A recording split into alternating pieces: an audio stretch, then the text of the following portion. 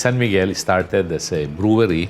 In the beginning, we have only one product, San Miguel beer. And then we expanded into the food business. So Magnolia was acquired in the 1920s. And then we expanded into packaging to support our food and beverage business.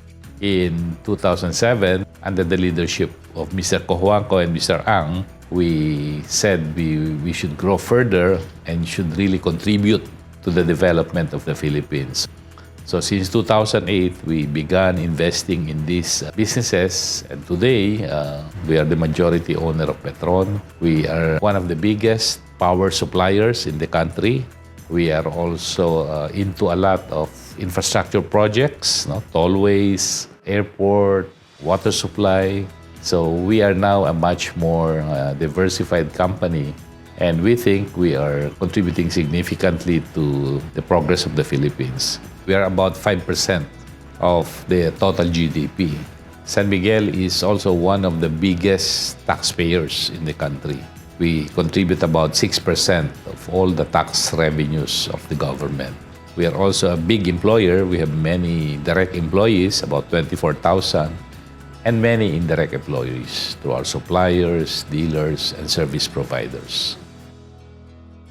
Well, in 1974, they needed an economist. At that time, I was in National Economic and Development Authority.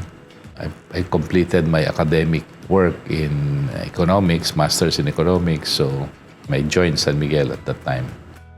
After being as an economist in Corporate Planning Directorate, I went to the B Marketing Division. Then after that, I went to Corporate Finance, and I had different positions in finance. I was budget manager, systems manager, assistant controller. Then I became the finance director of the beer business. I became the group controller, and then I went back to beer as the beer division CFO for many, many years. I was appointed group CFO in 2001. Basically, as a group CFO, we ensured that there's proper governance in all the different subsidiaries, alignment in financial policies, financial systems, and then most important really is to ensure that the financial resources are properly utilized. He has instituted a sort of a queuing system for borrowing. Because as you know, we have a lot of companies in the conglomerate, and we cannot be in the same market at the same time. So what he has done is to ensure that there will be a good queuing system.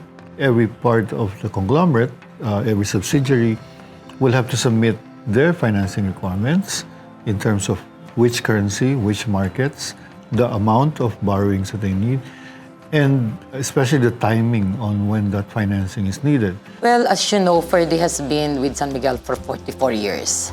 When we arrived in San Miguel in 1998, Ferdy was controller for the beer division. We would have thought at that time that Ferdy would find us a threat. I mean, he has been here more than 20 years at the time, but instead of that being his selfless self, he would always be supportive of everything that's done.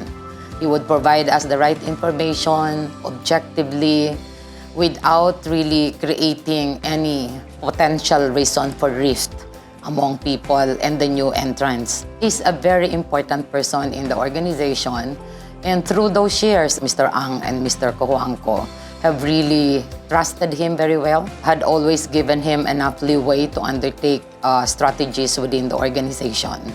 So he had always been our referee, our mentor and tormentor at the same time. Basically, I think the relationship is beyond professional. There's already friendship, and there is really trust. He will remember birthdays. He will not forget to greet. He will always have photos with people to show them how special they are, that he will keep them in his memory. Everyone becomes a part of him. He likes to be part of the lives of everyone. You can see how down to earth, how personal he can be. His family, you feel like you're part of his family. He is the brand. There is pride within the organization to have Ferdy as our CFO and to have Ferdy as CFO of the year. Iba na ang may ING FINEX CFO of the Year! Yay!